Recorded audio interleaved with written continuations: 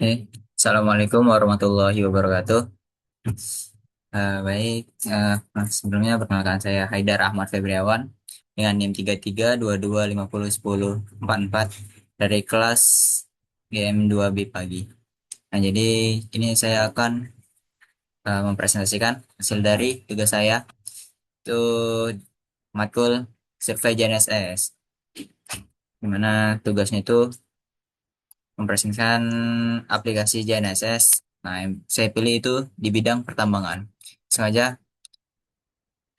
sama apa itu GNSS? Jadi GNSS itu Global Navigation Satellite System atau itu sis- sistem navigasi yang berbasis satelit untuk mendapatkan kecepatan, jarak, dan waktu atau biasa kita kenal dengan koordinat.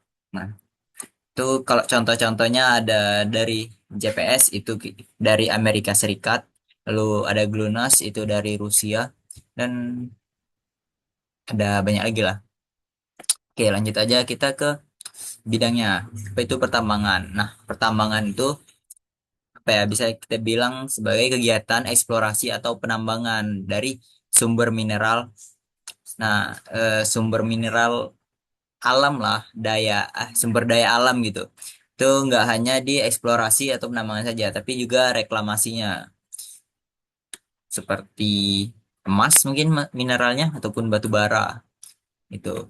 Nah, halo, kenapa sih JNSS itu dibutuhkan dalam pertambangan? Nah, jadi kan JNSS itu tadi sudah di awal itu untuk mendapatkan koordinat, yang dimana itu di pertambangan kita membutuhkan itu. Kita membutuhkan koordinat dengan ketelitian yang tinggi. Oke, lanjut. Kita lanjut kegunaan aplikasi JNSS di bidang pertambangan. Seperti tadi judul saya yang di bidang pertambangan. Itu awalnya untuk saat pertama itu ada di pemetaan. Kita bisa memetakan area tambang menggunakan GNSS, entah itu topografinya ataupun bisa jadi ataupun kontur. Nah, tidak hanya memetakan topografi.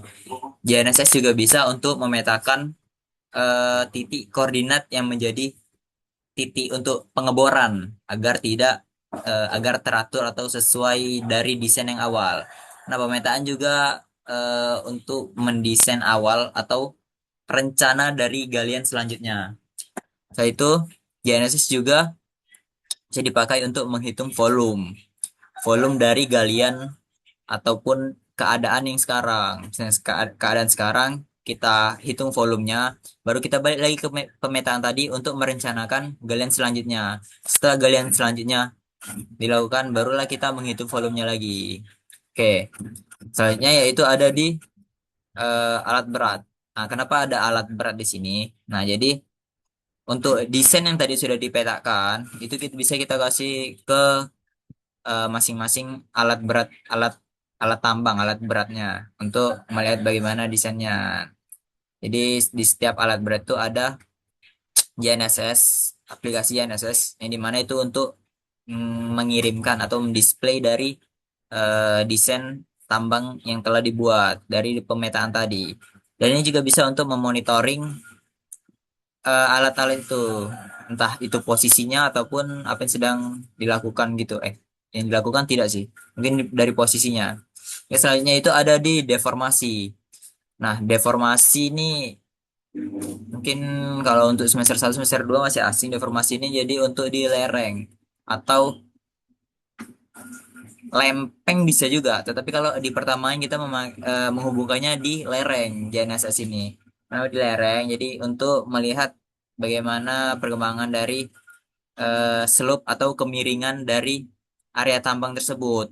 Mungkin nanti ada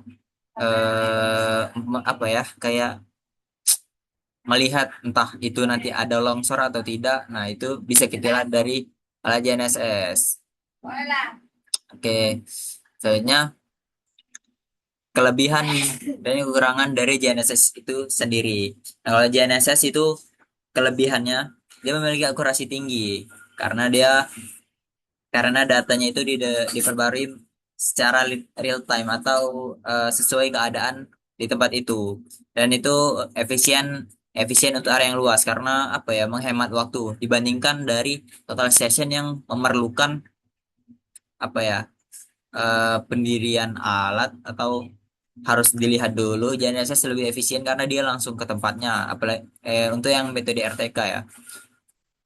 Nah, untuk kekurangannya, sinyalnya eh, mungkin bisa keganggu gitu karena kan di area tambang itu ada tebing-tebing tinggi, ataupun kalau mungkin yang di area yang belum dibuka itu ada pepohonan-pepohonan. Terus alat GNSS juga relatif lebih mahal daripada alat survei yang lainnya. Mungkin kayak total session kan masih di bawahnya. Terus juga drone, drone untuk pemetaan itu masih di bawahnya. Oke, jadi untuk kesimpulan dari aplikasi GNSS di bidang pertambangan, GNSS ini apa ya, punya peran penting gitu kalau dalam pertambangan karena dia efisien nih.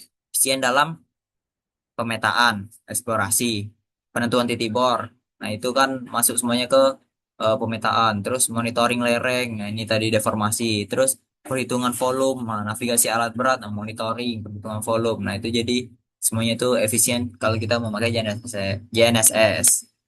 Jadi mungkin untuk itu saja eh, presentasi dari saya. Kurang lebih mohon maaf. Sekian, terima kasih.